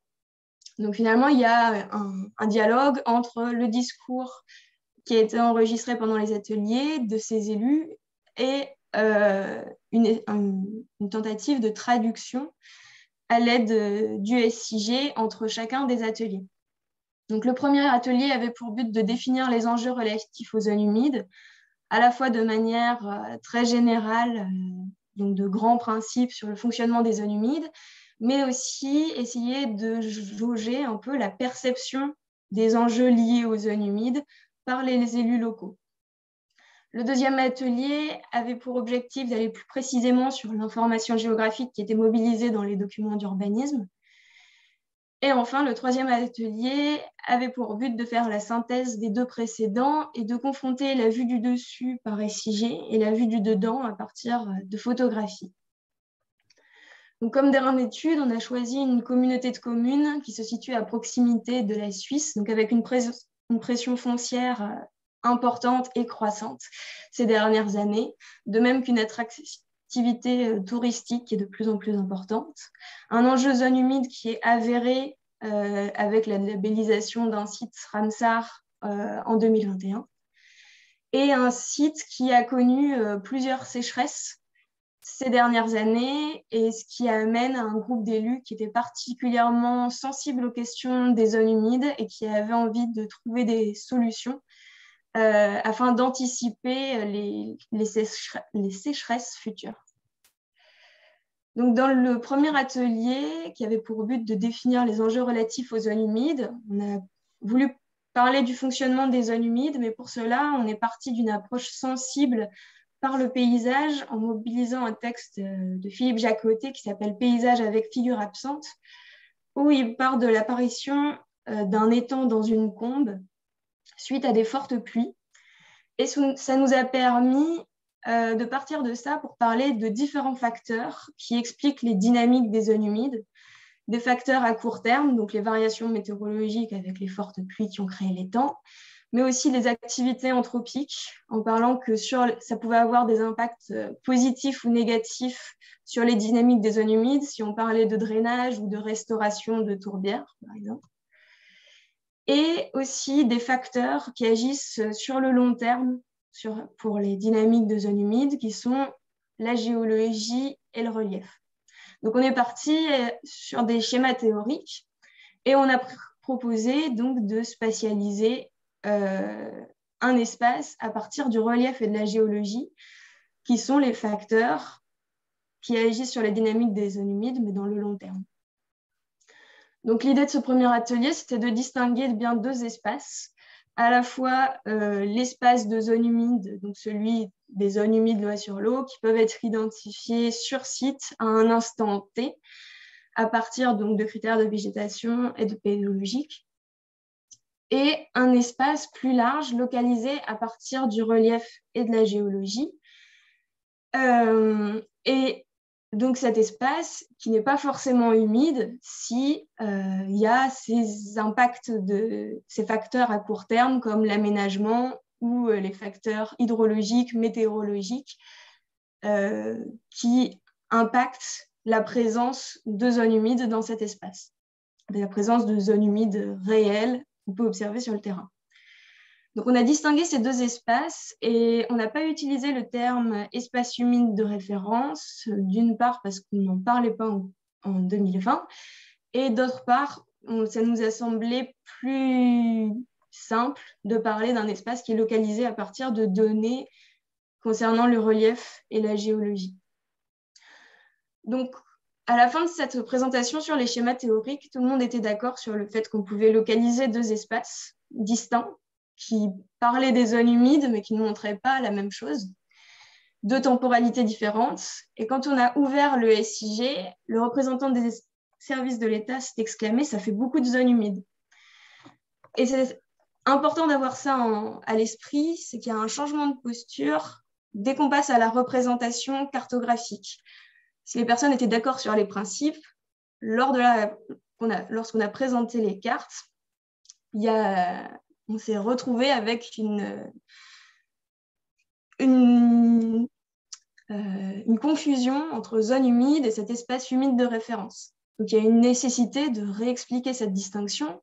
Et une fois que ça a été réexpliqué et mis au clair, les élus ont remarqué une cohérence avec la connaissance qu'ils avaient de leur territoire.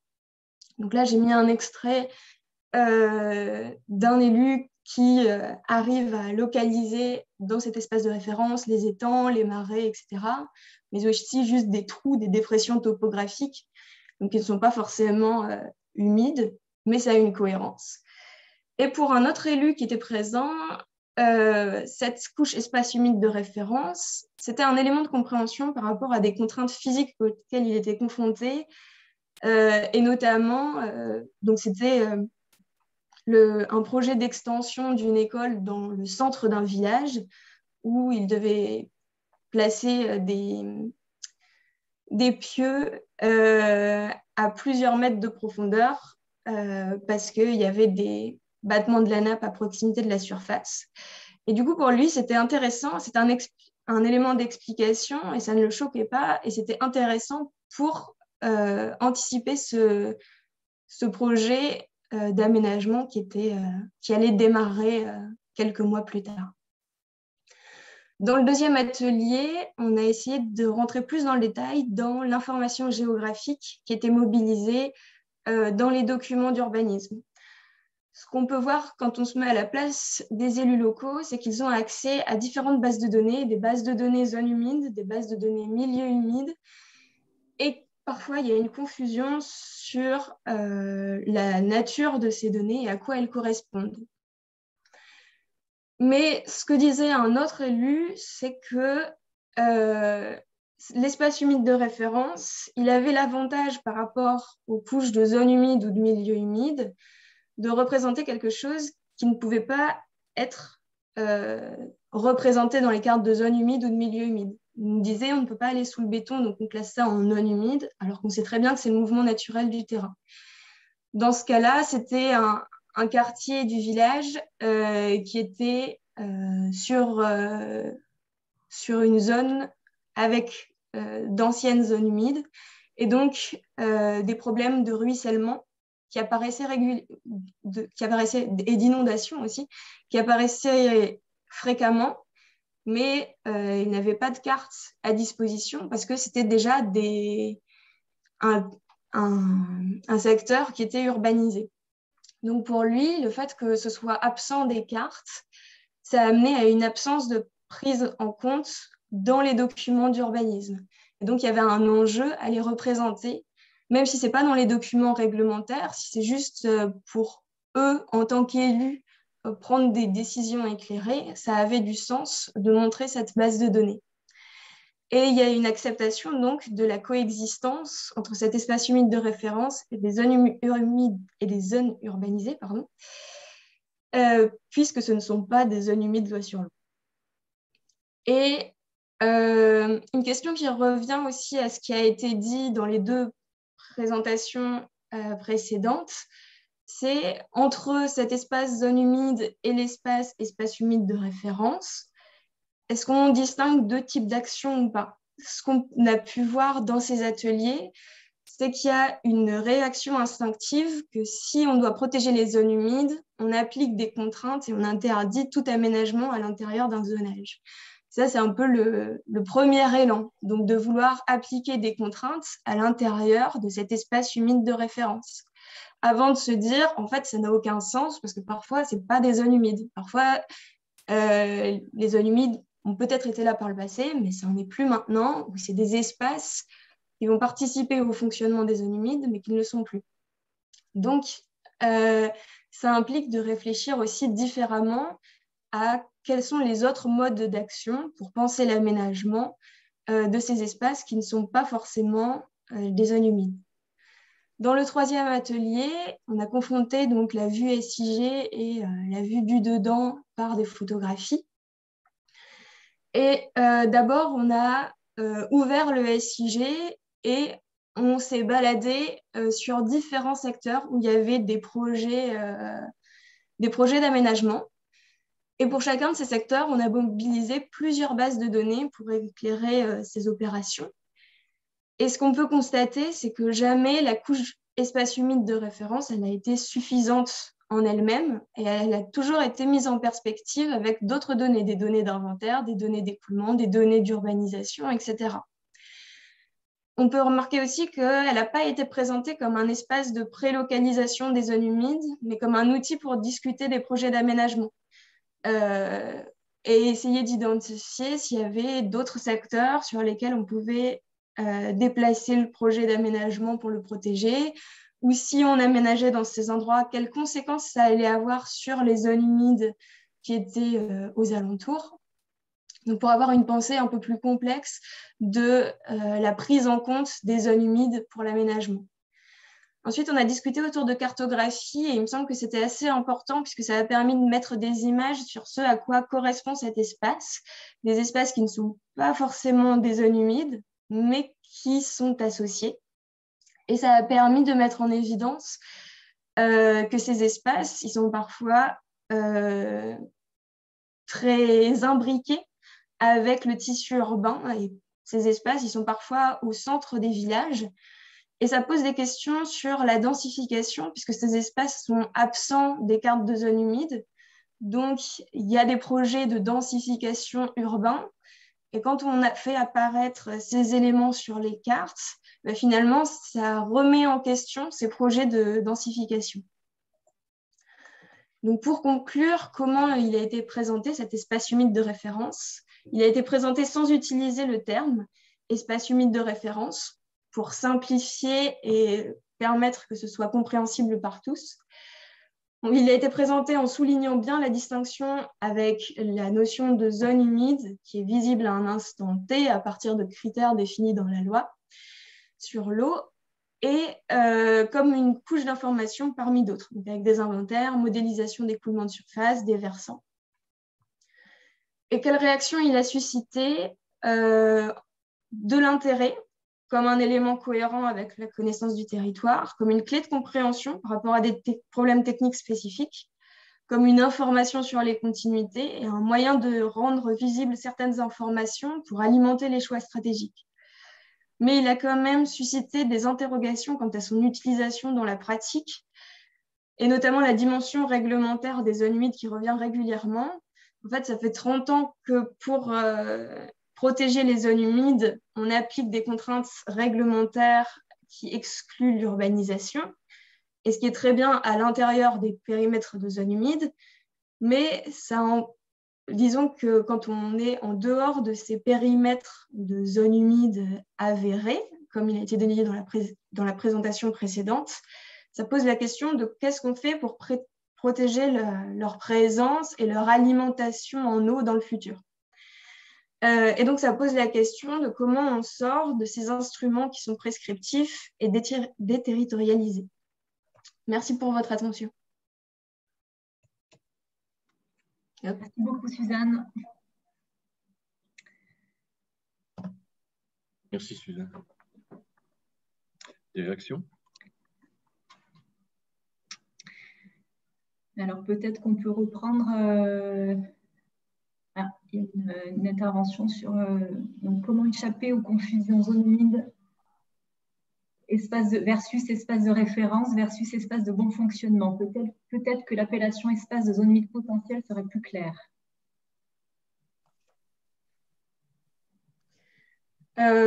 Si je peux revenir là-dessus, pour moi, le terme espace humide, le terme zone humide potentielle, il pose problème parce que selon les territoires, il n'a pas la même signification. Par exemple, dans le bassin versant de l'Or, zone humide potentielle, c'est des zones humides qui ont été reconnues par télédétection. Julie, tu me dis si je me trompe. C'est des secteurs donc, de prélocalisation des zones humides.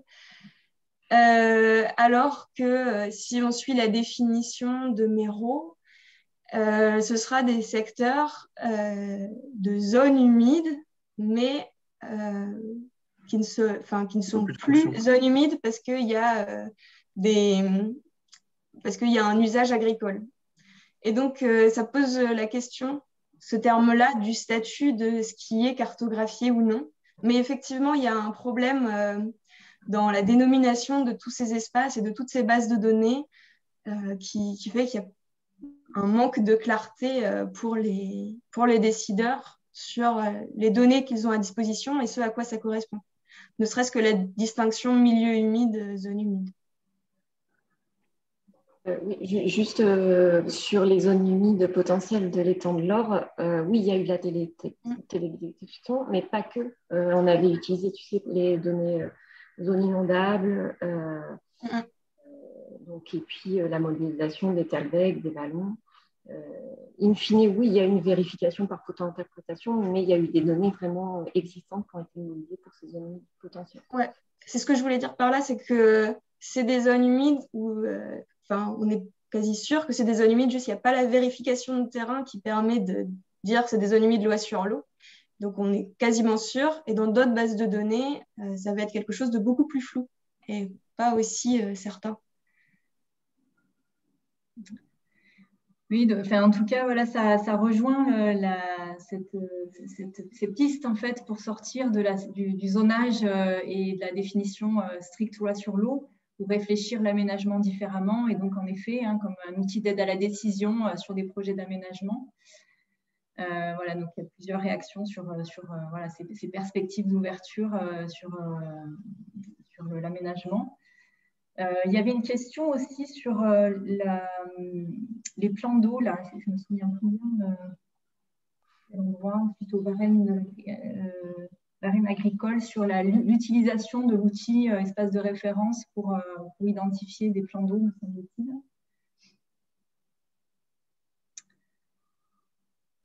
François, peut-être, je ne sais pas si tu... Oui, il y avait cette question concernant le varenne agricole et les plans d'eau. C'est vrai qu'on s'était posé la question, nous, lorsqu'on travaillait sur cet espace humide de référence avec Suzanne dans un premier temps et ensuite avec Pierre, sur la récupération des plans d'eau. Et il y a très peu de documents cartographiques et de bases de données qui sont à jour sur ces systèmes-là.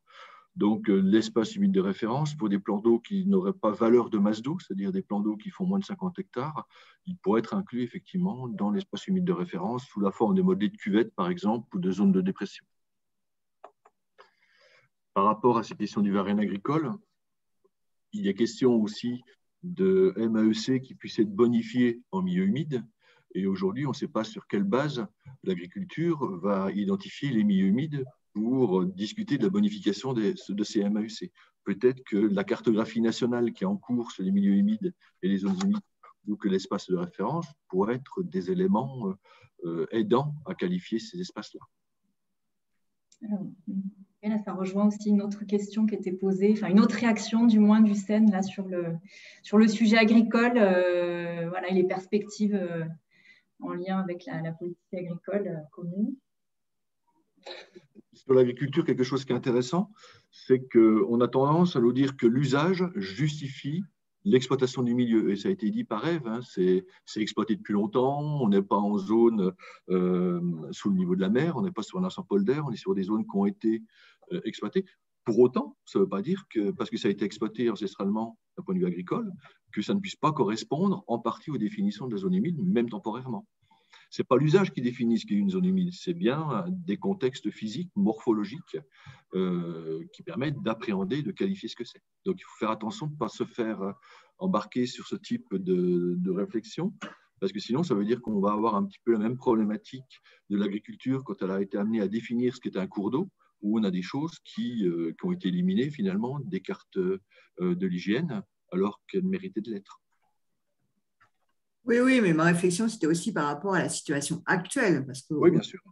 Vous avez voilà, des cultures, ça peut être des pépinières, ça peut être du maraîchage, enfin, ça ne ressemble plus du tout à les zones humides, quoi. Donc ça c'est quelque chose que les acteurs locaux voient tous les jours. Donc, c'est toute la difficulté des exercices voilà, qui sont un peu théoriques et puis la confrontation avec le terrain. Si après on veut avoir des outils compte tenu de l'urgence d'agir pour les zones humides, si on veut avoir des outils qui soient opérationnels, parce qu'il y a l'urgence d'agir, voilà, il faut arriver aussi à vraiment cibler là où aujourd'hui il nous reste des zones humides. C'est très intéressant de savoir où il y en a eu et puis comment circule l'eau, etc.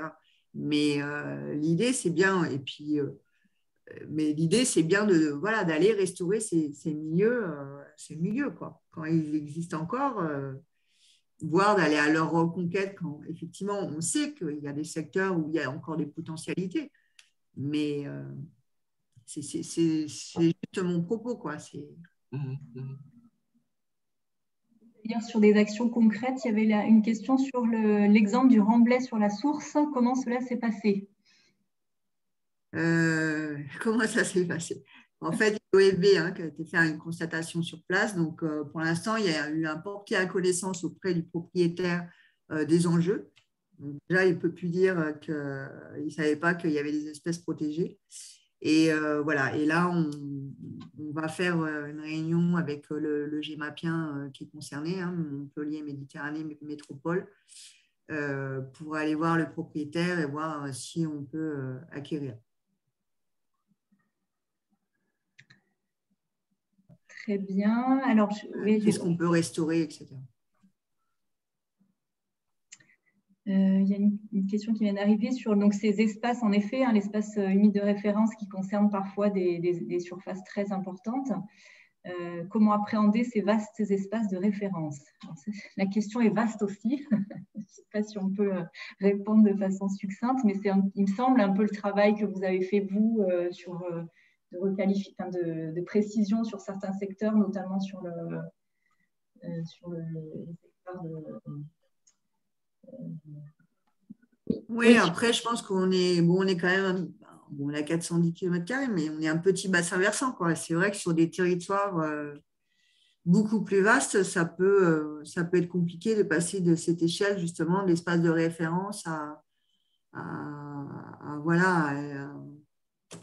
du plus local pour vraiment déterminer un plan d'action qui se tienne et qui vise les priorités, quoi. Ouais, et puis après, cet espace de référence, il peut être aussi retravaillé avec comme nous, comme ça a été le cas sur le bassin versant du Nord, quoi. On a ajusté la méthode initiale, quoi. Donc, est-ce que ça vaut peut-être le coup aussi de le faire sur d'autres bassins versants, voilà, pour préciser un petit peu plus cet espace de référence au niveau topographique, je ne sais pas, d'utiliser des seuils un peu différents. Il y avait une question sur le coût, je crois, d'une étude de cette ampleur, puisqu'on voit qu'il y a eu un travail qui appartenait au cahier des charges. On a vu qu'il y avait une grosse contribution de concertation avec plus d'une centaine de réunions. Est-ce que vous pouvez nous donner des indications là-dessus, Ève, par rapport à une question qui a été posée? Oui, alors je suis un peu gênée parce que en fait, le coût ne représente pas le travail qui a été élaboré. Je pense que, bon, voilà, ça nous a à peu près coûté 50 000 euros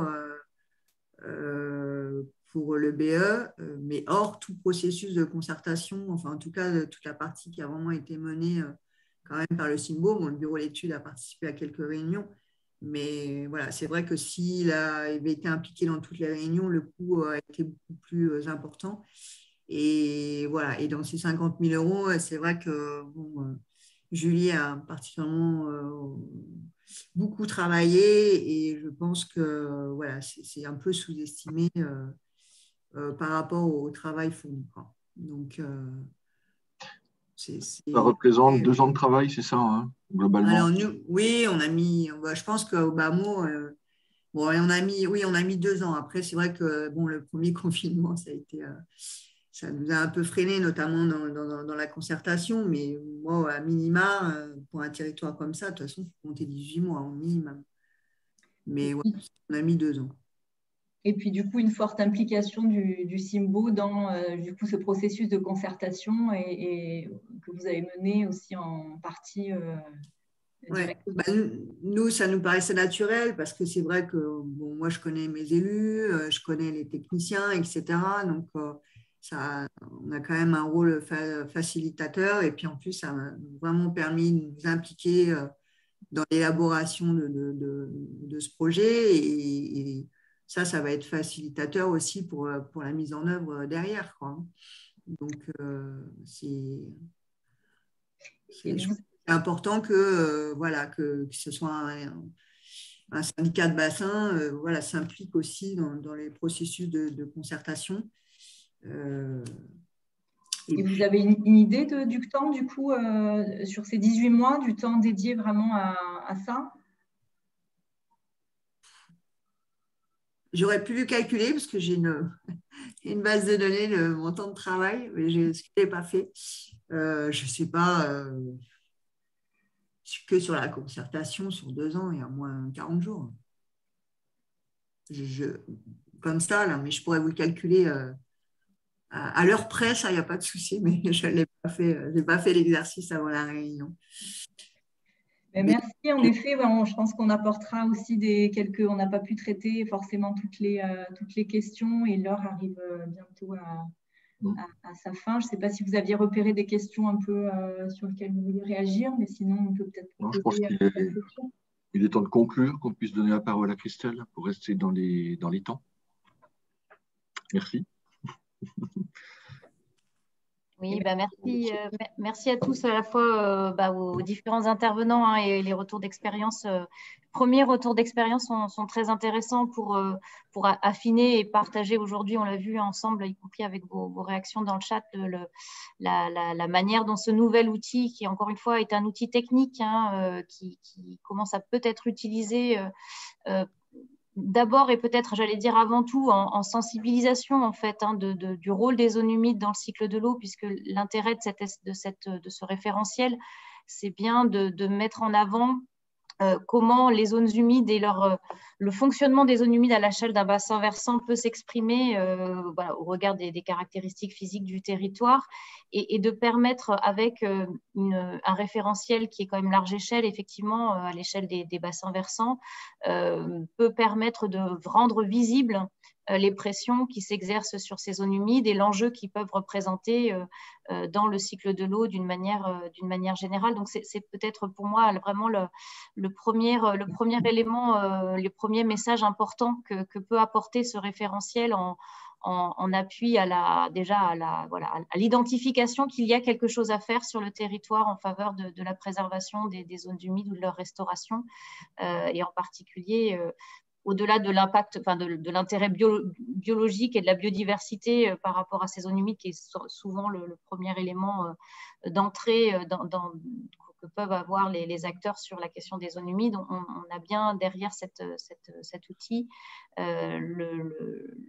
le souhait de montrer qu'elles ont bien des fonctions, qu'elles remplissent des fonctions des services et que c'est ce que l'on cherche à préserver ou à renforcer dans le cadre ensuite d'actions, de stratégies de territoire à l'échelle des bassins versants comme le porte le SDAGE. Donc voilà, donc c'est vraiment un outil de sensibilisation qui se veut finalement un élément complémentaire à d'autres informations, d'autres éléments de connaissance qui existent sur les territoires ou qui seraient à affiner à une échelle plus fine donc pour orienter les choix et par rapport aux questions effectivement ou aux réactions sur l'ampleur des surfaces qui sont finalement reconnus comme espaces humides de référence. Alors, on va éviter de parler de classement parce que c'est précisément des termes réglementaires qui font peur et ce n'est pas l'objet de l'HER. On est bien sur des zones d'enjeu. Donc, ils peuvent quand même être effectivement larges, mais l'idée, c'est effectivement d'utiliser, pas forcément de manière brute cet espace, mais de le croiser avec d'autres éléments d'information pour affiner les périmètres sur lesquels définir des plans de gestion stratégique ou définir des actions donc de préservation et de ciblage de l'action. Il ne conduit pas non plus à déterminer directement quel serait l'outil pertinent pour préserver ou pour restaurer ces espaces humides de référence. Vous avez cité les mesures agro-environnementales et climatiques, vous avez cité la stratégie foncière qui est aussi un outil important, mais c'est bien à travers la construction de plans de gestion stratégique des zones humides que ce référentiel peut contribuer à travailler, que derrière le choix des outils les plus pertinents doivent être définis, puisque ça ne dépend pas seulement de la caractéristique physique qui est traduite par l'HER, mais bien sûr des pressions, de ce que les acteurs sont prêts à faire et voilà, des enjeux propres en termes de pression sur le territoire. Donc voilà, pour conclure, pour nous, c'est effectivement un outil intéressant à manipuler effectivement dans un contexte où on sait que les termes sont souvent peuvent être mal interprétés et avec une crainte souvent très rapide à ce que ça devienne de nouveaux zonages. Donc à manipuler comme un outil de connaissance complémentaire à tout ce qui peut exister sur vos territoires pour sensibiliser et puis pour cibler ensuite l'action avec d'autres outils que celui-ci. En tout cas, merci à tous pour votre participation à ce webinaire. Donc, ça a dû être dit en introduction, mais j'y suis arrivée un tout petit peu en retard et je m'en excuse. Vous avez donc à disposition sur le site de Bassin à la fois ces données et puis un document qui se veut explicatif à la fois sur la méthode, donc qui présente un peu plus en détail les éléments présentés par François et puis des exemples de la manière dont ça peut être utilisé et donc, avec les présentations d'aujourd'hui qui viendront compléter aussi avec les 2 retours d'expérience qui ont été présentés. On espère que ça vous permettra, ça vous donnera des éléments complémentaires sur vos territoires pour agir. Merci Christelle. Merci beaucoup. Au revoir à tous. Et à votre disposition également sur la délégation ou au siège pour poursuivre les démarches. Merci à tout le monde. À bientôt. J'enregistre la conversation. Bonne fin de journée bonne suite de journée à tous. Merci. Au revoir.